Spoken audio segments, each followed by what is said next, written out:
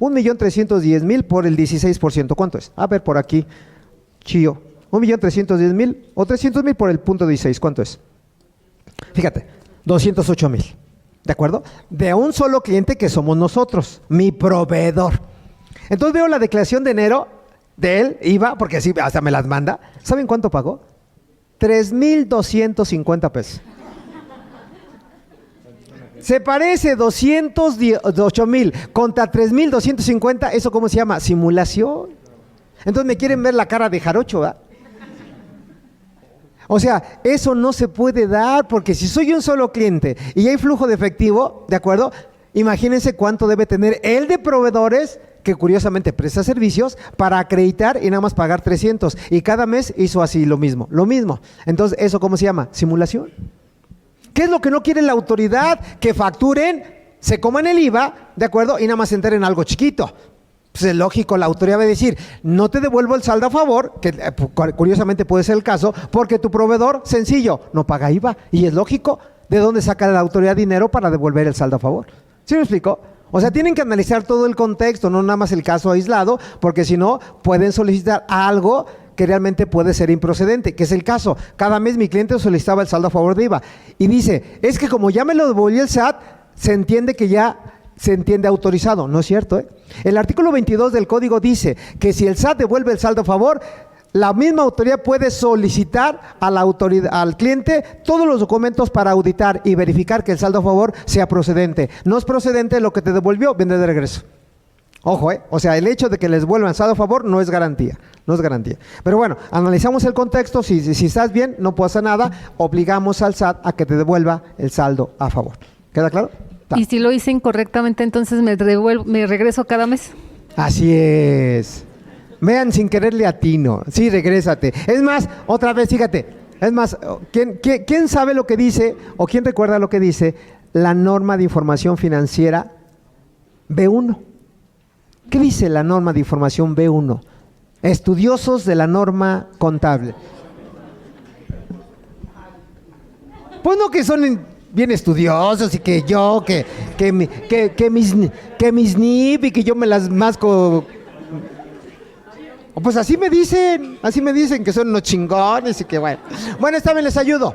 La norma de información financiera B1 nos habla de corrección de errores. ¿Me explicó? Y dice que cuando hay un error, regrésate de manera retrospectiva al año y al mes en que se cometió el error y corrígelo como si nunca se hubiese cometido. ¿Qué quiere decir? Que si tienes un año atrasado, 2 años atrasado, regrésate y corrige el error. ¿Me explicó? Y eso que te lleva a presentar complementarias, desde luego. ¿Se entendió? Ojo con las complementarias. Bueno, seguimos. Aquí viene la reforma real de lo que es el artículo 2 de la Ley Federal contra la Delincuencia Organizada. Y vean las dos fracciones que les decía, 8 bis y 8 ter. Esa es la reforma. Ahora, ¿cómo empieza ese artículo? Dice, cuando 3 o más personas se reúnan para caer en esos supuestos, son delincuencia organizada. Entonces, ¿qué es lo que deben de cuidar de inicio? Que no sean más de 3 personas. ¿De acuerdo? Bueno, y dice 8 bis, defraudación fiscal previsto en el artículo 108.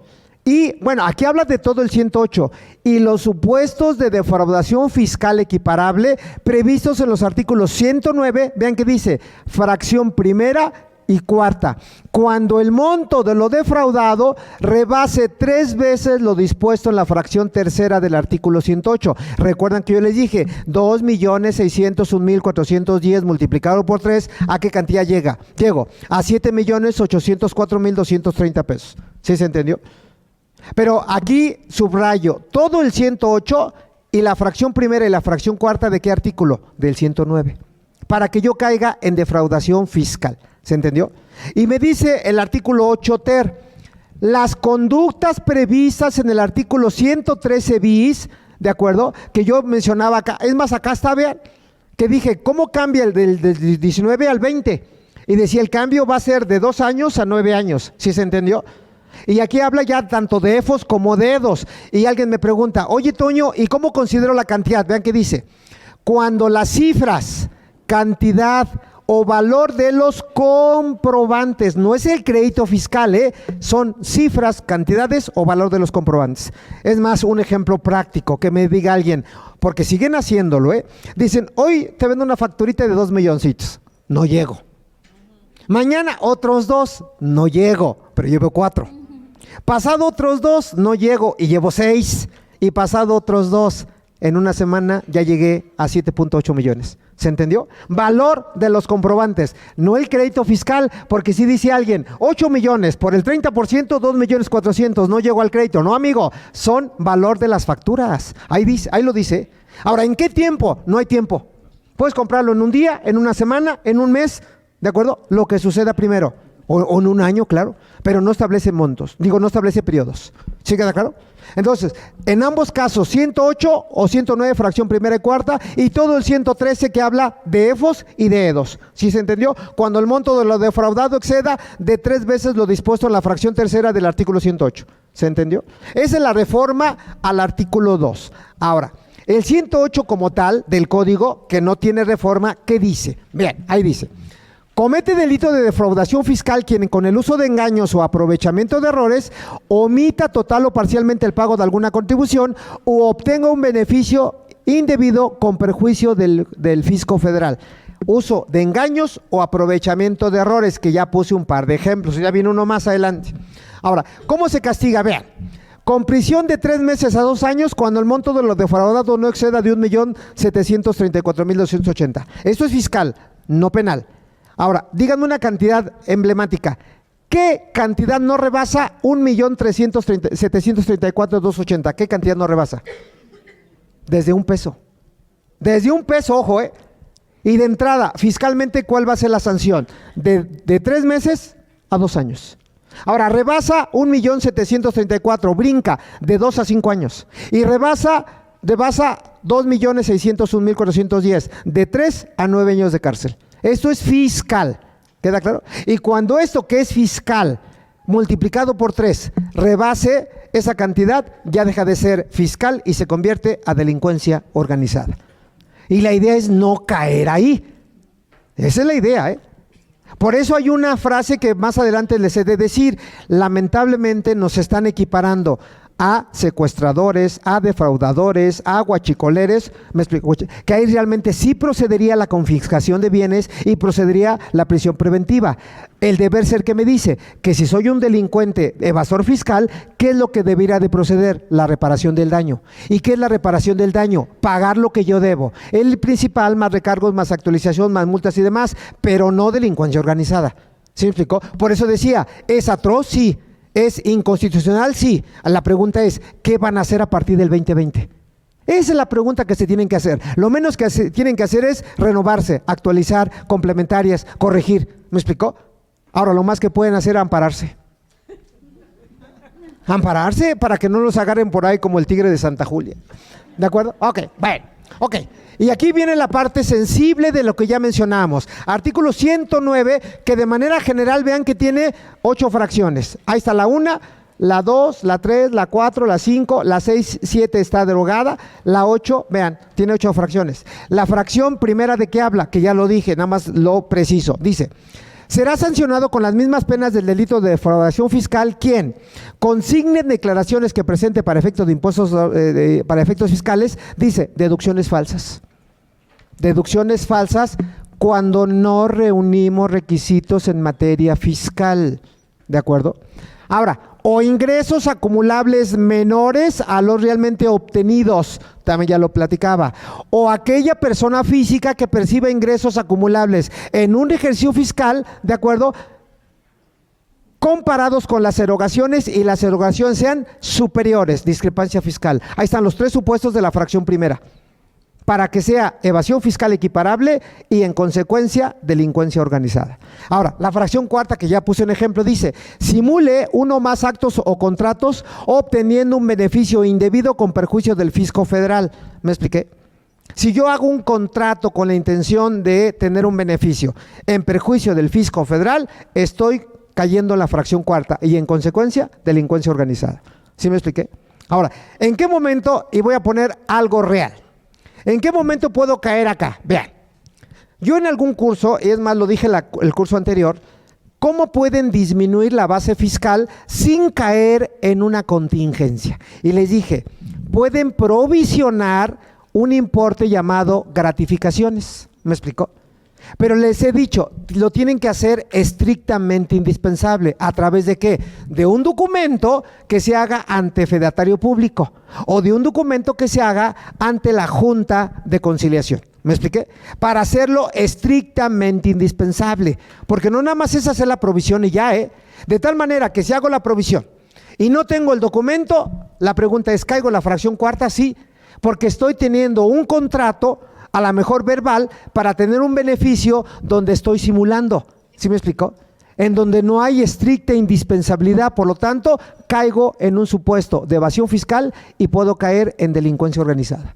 No sé si queda claro. A diferencia de hacer el documento, establecer quiénes son los beneficiarios, establecer fecha de pago, hacerlo ante un fedatario público para que tenga fecha cierta, lo que hemos platicado. Estoy actuando de buena fe, etcétera, etcétera, y esa es la diferencia entre estar bien y estar mal. ¿Queda claro? Venga, pregunta. Si le hago un préstamo a la empresa, Ajá. un préstamo, Sí, sí, no le cobro interés. claro. Yo estaría obligado a llevarlo al fedatario público a que le dé fe pública, pues en este caso. Ok.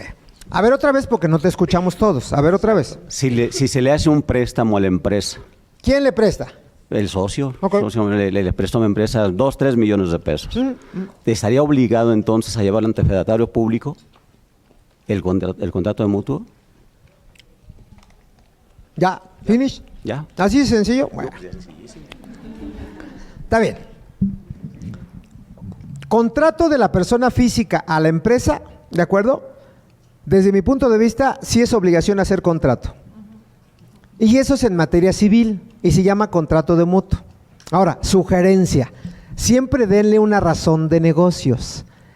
Contrato de mutuo, ojo, con intereses, para que realmente se acredite que es un préstamo. ¿Me explicó? Y al ser intereses, ¿tengo que dar CFDI? Sí. ¿Eso es un ingreso acumulable para mí? Sí. ¿Causa IVA? Sí. ¿Cuánto retengo? El 20%. Si hace así, no tienes problemas. No se hace así, aunque hagas el contrato, hay problemas. ¿Por qué razón? Porque la persona moral está teniendo un beneficio, ¿no es cierto? Que es el financiamiento a título gratuito. Y si yo me pongo la camiseta de auditor o del SAT, sorpresa, le determino un ingreso en especie ¿a quién? A la persona moral. ¿Para efectos de qué? De impuesto a la renta. Entonces hay que ver el contexto otra vez. Pero la respuesta, sí se hace contrato y sí se cobra interés. Ahora, sube ante el notario, De claro. acuerdo. Creo que cabe la posibilidad de que sea sin intereses. El Código Civil también así lo menciona. Ah, claro, Puede ser sin totalmente, intereses. sí, desde Entonces, luego. ¿es posible que le preste 3 millones de pesos, no le cobre interés alguno? Y después Sí, me no, lo de que es posible. Pero otra vez, ¿cuál es la razón de negocios? Te estoy financiando, es mi empresa. Sí, mi amigo, pero ¿quién te da financiamiento a título gratuito? Nada más pregúntate eso. Nada más eso, ¿eh? ¿Quién te da financiamiento a título gratuito? Ahora, tú dices, ve cómo le puedes dar el giro, porque todo se puede hacer. ¿Me explicó? Todo se puede hacer. ¿Cómo le puedes dar el giro? Te hago un flujo de efectivo a nivel pro forma y te digo, mi empresa tiene solvencia, pero no tiene liquidez. ¿Me explicó? Pero te estoy acreditando el por qué no te pago intereses. No nada más es no pagar por no pagar. ¿Sí me explicó? Tengo una proyección a lo mejor a 3 años que me dice que quiero capitalizar la empresa. ¿Me explicó? Es más, da la posibilidad de que ese contrato de mutuo sin intereses a futuro puede ser incremento de capital, capitalización de deuda. ¿Me explicó? Simplemente darle sustancia, la respuesta es sí. No hay sustancia, obviamente es simulación. Pero atrás del préstamo, la pregunta es, ¿de dónde sacas el dinero, chaparrito? Tengo otros negocios. Está bien. Si es así, no hay bronca. Y que son lícitos. Está bien. Si es así, no hay problema. Correcto. ¿Queda claro? Pero lo tengo que notariar. Lo tienes que notarizar, claro. Totalmente. La respuesta es sí, Gracias. mi amigo. Sale. Seguimos. Vean. Entonces vamos a analizar el artículo 109. Ya leíamos la fracción primera. La fracción segunda, ¿qué dice? Vean. Dice, omita enterar a las autoridades fiscales dentro del plazo que establezca la ley las cantidades por concepto de contribuciones que hubiese retenido o recaudado. Fracción segunda. Si retengo y no entero, estoy cometiendo un delito de defraudación fiscal. ¿Queda claro? Que ya no sube a delincuencia organizada porque no está ni la fracción ni primera ni cuarta. Sin embargo, sigue siendo defraudación fiscal. Ahora, tercero dice, se beneficia sin derecho a un subsidio o estímulo fiscal. ¿Me explico? Un ejemplo que vamos a ver más adelante. PTU. PTU siempre ha sido un estímulo fiscal en pagos provisionales. Es más, hoy 2019 es un estímulo fiscal, artículo 16 de la Ley de Ingresos. Ahora, ¿por qué menciono la PTU? Porque la PTU como estímulo fiscal hoy se baja al artículo 14 de la Ley de Renta para efecto de pagos provisionales. Porque ustedes recordarán que la PTU solamente se aplicaba hasta el cierre del ejercicio, no en pagos provisionales. ¿Sí me expliqué? Por lo tanto, pongo un ejemplo. Meto deducciones en mi declaración, pero no reúnen requisitos fiscales. ¿De acuerdo? ¿Y eso qué implica? De que puedo aplicar también el estímulo fiscal de PTU. Por lo tanto, si yo aplico el estímulo fiscal de PTU hoy 2019 o después 2020, si realmente la PTU que aplico es inexistente, puedo caer acá, desde luego. ¿De acuerdo? ¿O han escuchado estímulo fiscal para el deporte de alto rendimiento? Estímulo fiscal para el cine, estímulo fiscal para investigación y desarrollo. Hay muchos estímulos fiscales. Lo aplico sin tener derecho, caigo acá. Ahora vean lo que voy a decir, Pongan su mente acá, su mirada acá. ¿Qué dice acá? ¿Han escuchado ustedes hablar del subsidio para el empleo? Cae ahí. Ahora, ¿en qué momento yo puedo aplicar el subsidio para el empleo? Y es donde viene una lámina más adelante. Cuando en el CFDI desglosen los dos subsidios, el pagado y el causado. No desglosan los dos subsidios, sorpresa, el subsidio para el empleo que puedan acreditar se pierde. Ahora, aplícalo. ¿Caes en una situación de defraudación fiscal? Vean qué sencillo podemos caer en cuestiones del día con día. Vean nada más. Ahora, otra fracción dice, si es responsable por omitir presentar más de 12 declaraciones que tengan el carácter de definitivas, ¿a qué le suena esto? Ahí va. Así como las de un ejercicio fiscal que excedan las leyes fiscales, dejando de pagar la contribución correspondiente. Una declaración anual cae en defraudación fiscal. Y lo que decía, fracción 8, darle efectos fiscales a los comprobantes digitales cuando no reúnan requisitos del artículo 29 o 29 letra A. ¿Me expliqué?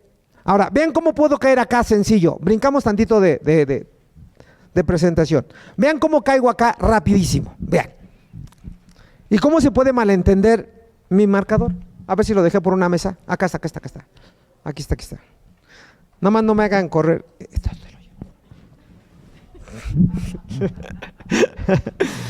Fue un chiste local. Bueno, vean cómo caigo ahí. Pongan su mente en blanco. Vean. Vamos a pensar que yo emito el CFDI con fecha 1 de diciembre del 2019 y lo cobro el 31 de diciembre del 2019. ¿De acuerdo? Pero le puse método de pago PPD y le puse como forma de pago 99. Y aquí le voy a poner un signo de interrogación, porque no conocen lo que dice la regla 27144. Y menciono esto, espero que se vea. Vean, emití un CFDI 1 de diciembre del 2019, lo cobré en el mismo mes. ¿Me explicó? Pero le puse método de pago PPD y le puse forma de pago 99. Ahora, ¿cuál es la confusión que se puede dar acá? Como lo cobro en el mismo mes, ¿de acuerdo? No emití recibo electrónico de pago. La pregunta es, ¿mi cliente lo puede deducir, sí o no? No. Y alguien me puede decir, oye, es que sí, porque la regla dice que si lo cobras en el mismo mes, ¿de acuerdo?, no tienes la obligación de emitir recibo electrónico de pago. Le digo, sí, es correcto eso, pero ¿qué tuvo que haber cambiado? Forma de pago y método de pago. ¿Qué quiere decir? Que el CFDI está mal hecho. No sé si queda claro. Y a todos nos puede pasar eso. Oye, es que me pagaste en el mismo mes y dice mi contador, porque así se lo van a echar, y dice mi contador que no tengo la obligación de haberte dado recibo electrónico de pago. Sí, mi amigo, porque tuvo que haber sido método de pago, PUE, forma de pago 03. Entonces, ¿hay un error en el CFDI? Sí. Entonces, ¿podemos caer todos en la fracción 8? Sí. Vean lo delicado. Ahora, ¿por qué menciono esto? Porque ya no depende de ustedes. ¿De quién depende? De su proveedor. ¿O no es cierto? Y si el proveedor es neófito en materia fiscal, seguro no les va a dar el recibo electrónico de pago. No se los va a dar, ahora oblíguenlo. Brincamos y ahora sí preguntas, porque alguien levantó la mano. Venga, allá atrás. Venga. Contador, buenos días. Mi Hola. nombre es Brenda. Tengo más que una duda, es un comentario. Venga. Yo tengo una empresa con unas personitas que, por más que les explico, no terminan de entender qué es un CFDI ni cómo se emite. Entonces me estaban haciendo cancelaciones innecesarias de CFDI a fin de los meses. Lo que yo les recomendé fue lo siguiente, que facturaran porque al final del día ellos están llevando la mercancía, ¿no? Y les puse que siempre me pusieran eso, por definir y pago en parcialidades. Porque en muchas ocasiones sus clientes le dicen, sí te voy a pagar. Y resulta que no les pagaron y entonces cancelan el CFDI, lo vuelven a emitir y después me hacen todo un cotorreo porque ellos mismos pierden el control. Entonces, es más o bien un comentario. ¿Y cuál es su opinión? Yo creo que eso es lo mejor cuando no existe realmente un control interno dentro de las empresas.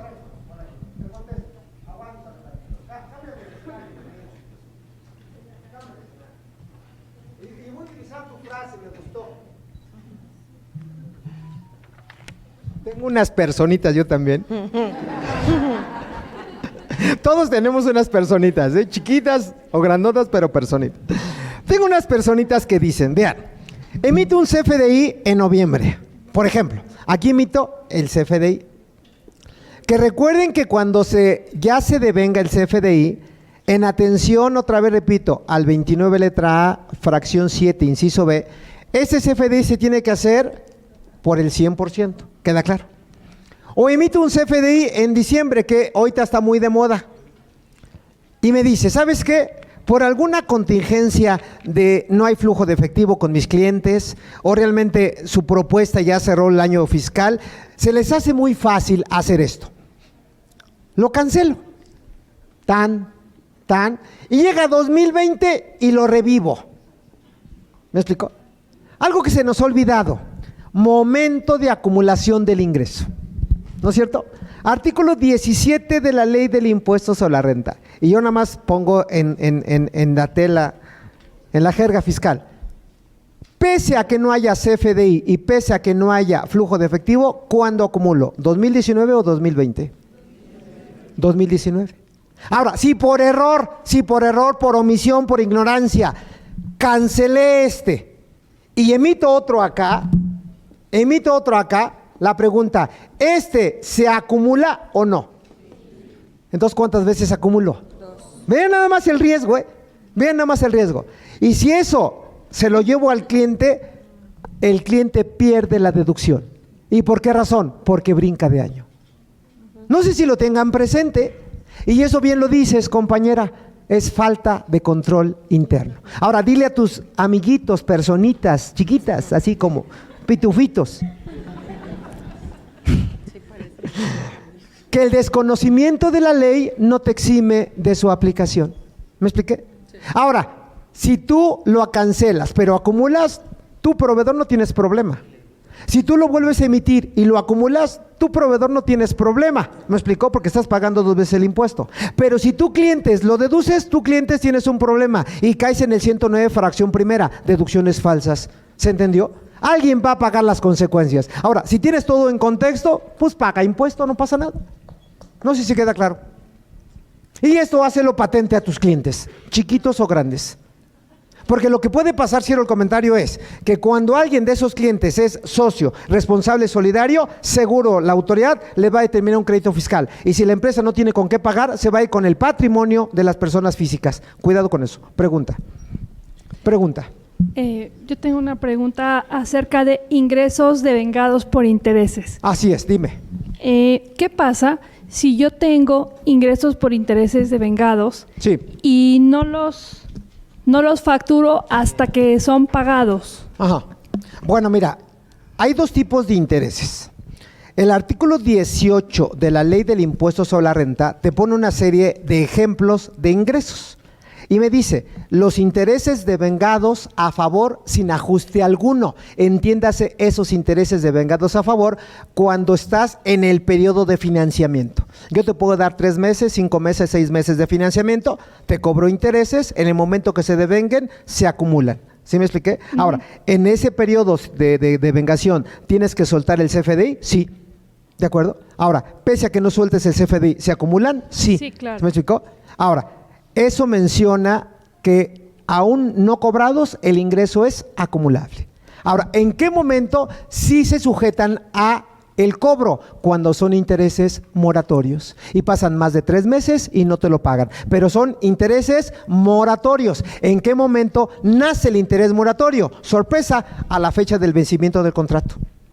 Y eso se llama exigibilidad. Oye, es exigible, no me pagases, a partir de aquí juegan intereses moratorios. Pero entonces los moratorios tienen un tratamiento diferente a los intereses de vengados a favor. Eso se acumulan aún y cuando no estén cobrados. No sé si soy claro. Sí, Venga. los acumulo y todo. Sí. Yo me refiero a la expedición del CFDI. Igual, hoy se devengan enero, hoy se facturan. Hoy se devengan en febrero, hoy se facturan. ¿Sí me expliqué? Sí, ahora, si por descuido o algo me doy cuenta que no está el CFDI y yo el CFDI lo emito al ejercicio siguiente, suponiendo que sea en diciembre y en enero lo genero, ¿estoy en algún caso de defraudación fiscal? Sí, porque si no los acumulas en diciembre es defraudación fiscal. Ahora, los facturas en enero cuando tuvieron que haber sido diciembre, tienes 2 momentos de acumulación, porque caes en 2 supuestos diferentes. Y el riesgo ya no va a ser para ti, va a ser para tu cliente, porque tu cliente ya no los deduce. ¿Por qué? Porque brinca de ejercicio. Pero si yo los acumulé en diciembre. La ley no es en ese sentido de aplicación, ¿cómo se llama? Simétrica, porque tú los acumulas y tu cliente no los deduce. Ah, ok. Gracias. Sí, con mucho gusto. O sea, ¿cuál es la idea? Y lo dijiste allá, te voy a poner la chica de la pregunta de las personitas. ¿De acuerdo? El deber ser, y lo dijo textualmente, es que debemos aplicar control interno. Y en el momento de la devengación de cualquier ingreso, devengación, la sugerencia es factúralo. Factúralo. ¿Me explicó? Y ya dale el efecto fiscal y contable correspondiente. ¿Sale? Bien. Ahí sí, hasta el momento del cobro lo puedes facturar, no pasa nada. Lo acumulas, correcto. Adelante, Chaparrito, yo vamos contigo, ya que tienes el micrófono. Si en el mes, por ejemplo, de febrero del año siguiente se da cuenta que no acumuló un ingreso y no generó el CFDI, ¿puede generarse el CFDI en el siguiente ejercicio poniendo en la leyenda que corresponde a ingreso del año anterior y hacer su pago correspondiente con complementaria de ese año anterior? Mira, sí lo puedes hacer, pero la autoridad no te lo está tomando en cuenta. Es más, hoy por conocimiento real, el hecho de facturar un CFD en un año posterior, la autoridad te lo está acumulando doble vez. ¿Cuál sería mi sugerencia? Si yo lo emitiste por doble vez, cancela el segundo, porque tu cliente nunca va a deducir. Entonces tú al cancelarlo nada más acumulas ¿cuándo? En el mes de la devengación, que es el año pasado. Y este año ya no emites CFD. Tan. Política de control interno. Ok, pero sí se declara el ingreso omitido. No, bueno, el ingreso es cuando se devengó. Eso se da por hecho, por hecho y por derecho. Sí, se identificó que no se había acumulado el ingreso en el ejercicio que correspondía. Se genera un CFDI que es público en general. Sí. Y se le puso esa leyenda que ese ingreso, ese CFDI correspondía al ejercicio anterior. Sí, pero puedes poner misa si tú quieres, todo el No se credo, aplica. todo el Padre Nuestro. Y a la autoridad le vale. ¡Le vale! Ok. ¿Cuándo te lo va a acumular? En el año de la devengación y en el año de emisión del CFDI. Por eso te dije, mi sugerencia es cancélalo. Si ya lo emitís, cancélalo. Ok. Ahora, si quieres pagar doble vez como a la compañerita, pues paga doble vez. Porque que te lo va a aplicar, te lo va a aplicar, Porque estás en 2 supuestos de acumulación. ¿Qué dice el artículo 7? Cuando se preste el servicio o se enajene el bien. Primer supuesto. Segundo, cuando se emite el CFDI. Segundo supuesto. Y cuando se cobre total o parcialmente. ¿En cuántos supuestos caes? 2. Ahí estás. Ahora, si caes en los 2 o en los 3 en el mismo año, no tienes problema. Aquí, ¿cuál es el problema? Que brinca de ejercicio. Y eso es un ejemplo real. Porque ahorita contribuyentes que estoy revisando, la autoridad está cobrando 2 veces el ICR por la emisión del CFDI. Entonces tú dices, ¿te la juegas o no te la juegas? Aún y cuando venga la leyendita, Aún y cuando venga la leyenda. ¿Sale? Pregunta, por acá alguien levantó la mano, por favor. Buenas tardes. Hola. ¿Qué pasa con Cambiamos. las facturas correlacionadas? Sí. Porque yo tengo entendido que si yo hago una factura en marzo Sí. y el cliente me dice, quiero que me la canceles, Sí. y me la haces en abril correlacionada a marzo, yo ya no lo tomo en abril, nada más lo tomo en marzo. ¿Quién Pero dice eso? es- ¿Quién dice pues, eso? yo así entendía. No, pues no. Es que no es la ley fiscal no es de entendimientos. Artículo 5, primer párrafo del código. La ley fiscal es de aplicación estricta. Porque vean cómo nos lleva la consecuencia. Hoy cancelo el CFDI de un mes 1, lo vuelvo a emitir en el mes 3 y por emitir en el mes 3 acumulo en el mes 3. ¿Eso dónde lo dice? En ningún lado. En ningún lado.